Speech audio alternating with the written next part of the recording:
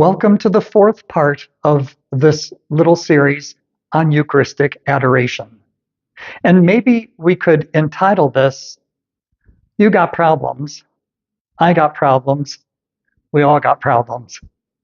When we come together in Eucharistic adoration, we oftentimes have problems because, as I stated in the third section, we come in the midst of ceremony.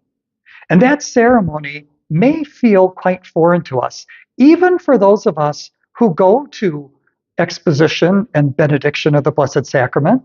We may not do it often because we may not have the opportunity to experience it often. Sometimes for some people, it might only be once or twice a year.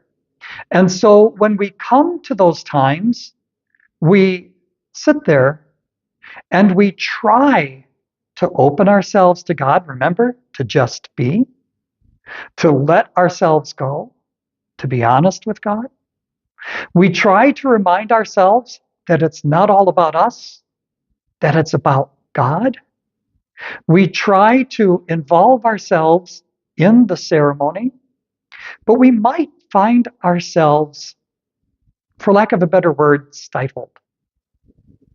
Maybe even a better word for some would be bored, or maybe conflicted, or maybe distracted. And that might be because of how we use the time. Oh, Father, what do you mean, use the time? We don't have any opportunities to use the time. We just have to be there and sit. No, you don't. Actually, Eucharistic adoration is an opportunity to do the things that we can do to draw closer to the Lord. Yes, Jesus is present right before us in the Blessed Sacrament on the altar. Yes, we could spend our time just staring at the Lord. And many people who do that end up drifting to sleep. We could spend our time trying to force ourselves to grow closer to God, or we could use the time so that we have the opportunity to draw closer to God. What do I mean by use the time? There are a few different things that people can do when they are in front of the Blessed Sacrament in adoration.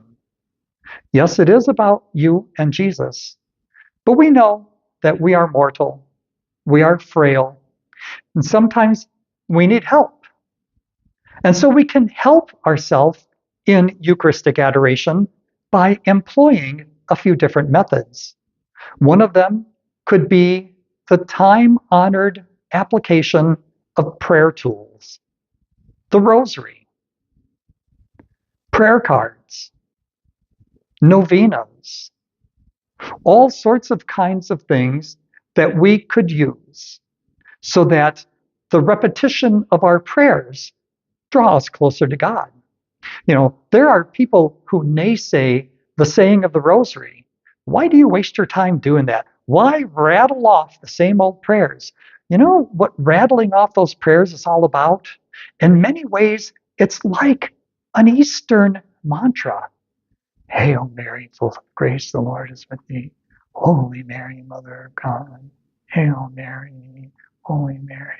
And as we do those prayers, we are pushing away everything else that might be clouding our minds. We are focusing on the Lord. The mysteries of the Rosary give us an opportunity to focus on certain stages of his life, or certain stages of his mother's life, who helps us to draw closer to her Son. Use the Rosary or other novenas or prayers. That is one way that we could try to make ourselves more present to Jesus as he is before us in the Blessed Sacrament. Another thing that you might want to do is to write in a prayer journal.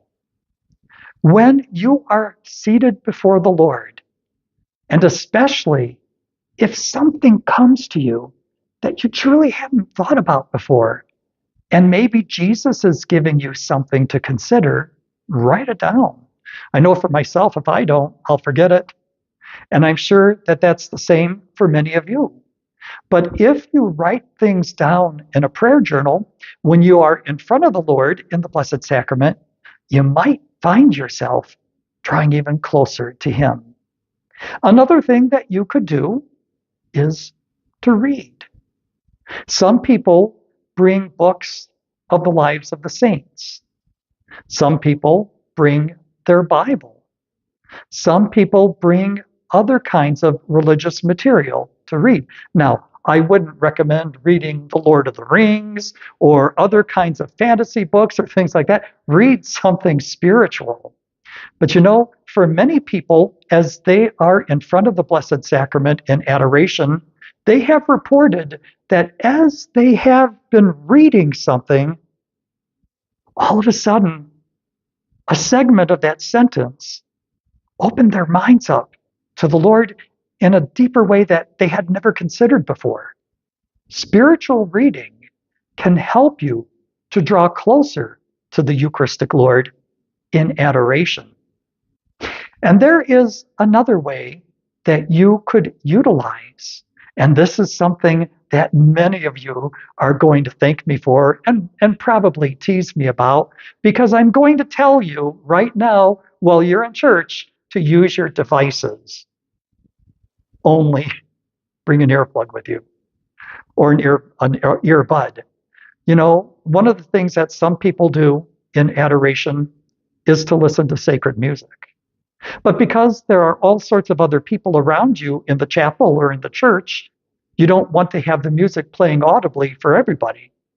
But if you have an earbud and if you turn on your sacred music so that you could meditate to the music, you might have an opportunity to draw closer to the Lord through that sacred music. That is the fourth way that you could use that time in adoration with the Lord. Talk about some of these different ways. Have you used them in the past? And have they worked for you? Or is there something you might want to try because of what you heard?